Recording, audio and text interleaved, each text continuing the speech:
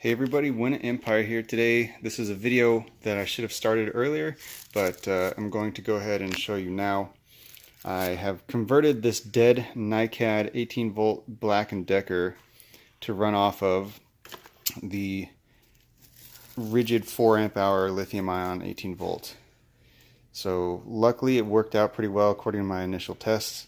So the way you take this battery apart is the 6. You can see I have 2 screwed back in place of these T10, I want to say. Don't quote me on that, but that's kind of what you're looking at right there.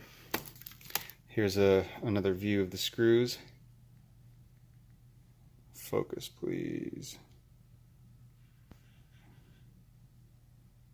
And you just take those out and the case separates. Inside you'll find, I think, 15 of these NiCd cells, and they're spot welded in series together, and that's how you get your 18 volts. One of the leads has a wire coming off of it. It's the positive lead, and you can see here positive and then negative is the flat side. The negative had a similar ribbon coming off of it, and I just soldered the negative wire to that. I separated the two after insulating them, drilled a couple holes in the bottom of the case. Be careful when you're disassembling to see how this thing comes apart. And just kind of ran the negative this way. For time's sake, I just use hot glue because this is more of a proof of concept. Same thing with the positive ends. I connected some spade connectors via crimp.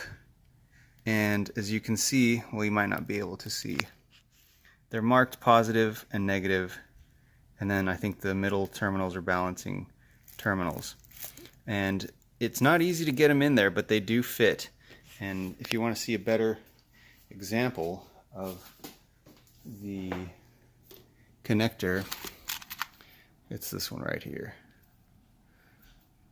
The blue is for the gauge wire I used. Focus.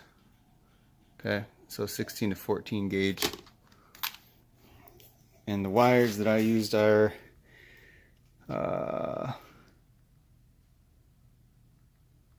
16 gauge, okay, which are the same thickness, I believe, as the wires that were running off here. So these should work and not overheat.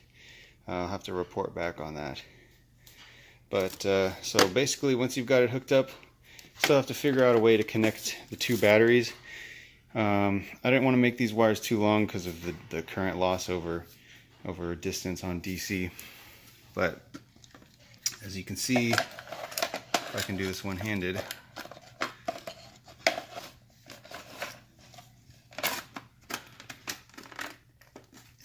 it still snaps into place just like it's the original. Oh, I forgot to mention, I hot glued, because I didn't have any epoxy on me, the connector that connects the terminals here. It's basically a glorified spade connector as well, the opposite of this one though. So now, once we have our pack mounted, however we end up doing it, maybe some like shock cords or zip ties, I don't know, we can check for operation here.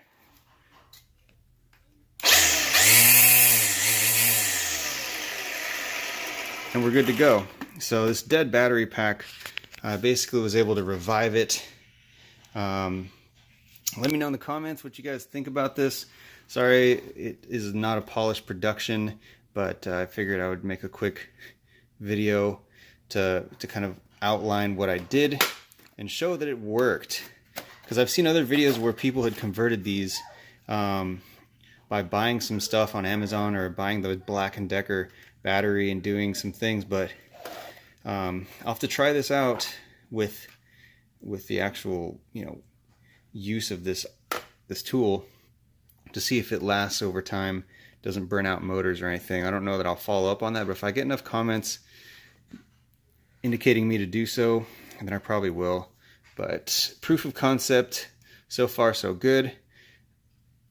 Taking an old NiCd, running it off lithium, it seems like it's already got more power even though the voltage is the same.